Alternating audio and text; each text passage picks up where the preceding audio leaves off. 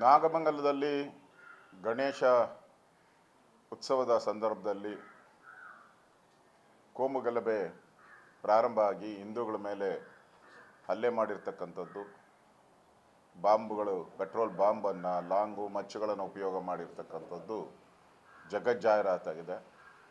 ಸರ್ಕಾರ ಹಿಂದೂ ವಿರೋಧಿಯಾಗಿ ಆ ಕೇಸ್ ಏನು ಹಾಕಿದ್ದಾರೆ, ಸುಮಾರು 60-70 ಜನ, ಅದರಲ್ಲಿ ಮೊದಲ 25 ಜನ ಹಿಂದೂಗಳ ಮೇಲೇ ಹಾಕಿದ್ದಾರೆ. ಅಂದರೆ ಓಲೈಕೆ ರಾಜಕಾರಣ ಸ್ಪಷ್ಟವಾಗಿ ಕಾಣ್ತಾ ಇದೆ. ಈಗಾಗಲೇ ಅಲ್ಲಿ PFI ಬೆಂಬಲಿತ ವ್ಯಕ್ತಿಗಳು ಕೂಡ ಇದ್ದರು ಅಂತ ಮಾಹಿತಿ ಇದೆ. ಎಲ್ಲೇ ಗಲಭೆ ಆದರೂ ಕೂಡ ಈಗ ಕೇರಳದಿಂದ ಬರುವಂಥ ಒಂದು ವ್ಯವಸ್ಥೆಯನ್ನು ಇಲ್ಲಿನ ಕಿಡಿಗೇಡಿ ಮುಸ್ಲಿಮರು ಮಾಡ್ತಾ ಇದ್ದಾರೆ. ಇದರಿಂದ ಈ ನಾಗಮಂಗಲ ಘಟನೆ ಆದಮೇಲೆ ಇವತ್ತು ಮಂಗಳೂರಲ್ಲೂ ಕೂಡ ದೊಡ್ಡ ರೀತಿಯಾದಂಥ ಒಂದು ಗಲಭೆ, ಕೋಮು ಗಲಭೆ ಆಗ್ತಾ ಇದೆ.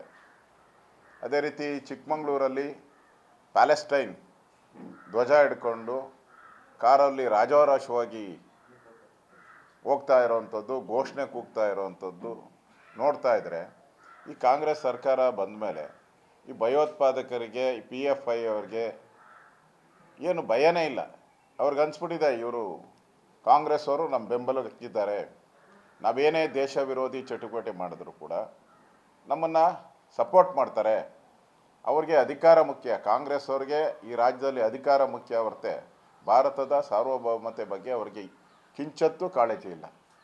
ಒಂದು ಕಡೆ ರಾಹುಲ್ ಗಾಂಧಿ ಹೋಗಿ ವಿದೇಶಗಳಲ್ಲಿ ಮೀಸಲಾತಿಯನ್ನು ತೆಗೆದಾಕ್ತೀನಿ ಅಂತ ಹೇಳುವಂಥದ್ದು, ವಿದೇಶಗಳಲ್ಲಿ ಕೂತ್ಕೊಂಡು ನಮ್ಮ ಭಾರತವನ್ನು ಟೀಕೆ ಮಾಡ್ತಕ್ಕಂಥ ಯಾರು ವಿರೋಧಿ ಶಕ್ತಿಗಳಿದೆ ಅವ್ರ ಜೊತೆ ಟೀ ಪಾರ್ಟಿ ಮಾಡೋದು, ಅವ್ರ ಜೊತೆ. ಅಂದರೆ ಕಾಂಗ್ರೆಸ್ಸು ಒಂದು ರೀತಿ ಮೊದಲನ ಬಾರಿಗೆ ದೇಶದ ವಿಭಜನೆಯನ್ನು ಮಾಡಿತ್ತು. ಸ್ವಾತಂತ್ರ್ಯ ಬಂದ ಸಂದರ್ಭದಲ್ಲಿ ದೇಶ ವಿಭಜನೆ ಮಾಡೋಕ್ಕೆ ಮೇಯ್ನ್ ಕಾರಣ ಕಾಂಗ್ರೆಸ್ ಅವರೇ. ಈಗ ಮತ್ತೆ ಈ ಹುನ್ನಾರವನ್ನು ಮಾಡ್ತಾ ಇದ್ದಾರೆ. ಇದಕ್ಕೆಲ್ಲ ಸ್ಪಷ್ಟ ನಾಗಮಂಗಲದ ಘಟನೆ ಇರ್ಬೋದು, ಮಂಗಳೂರು ಘಟನೆ ಇರ್ಬೋದು, ಚಿಕ್ಕಮಗಳೂರಲ್ಲಾಗಿರೋ ಘಟನೆಗಳು, ಇವೆಲ್ಲ ನೋಡ್ತಾ ಇದ್ದರೆ ಇಲ್ಲಿ ದೇಶ ವಿರೋಧಿ ಶಕ್ತಿಗಳು ತಲೆ ಎತ್ತುತ್ತಾ ಇರ್ತಕ್ಕಂಥದ್ದು.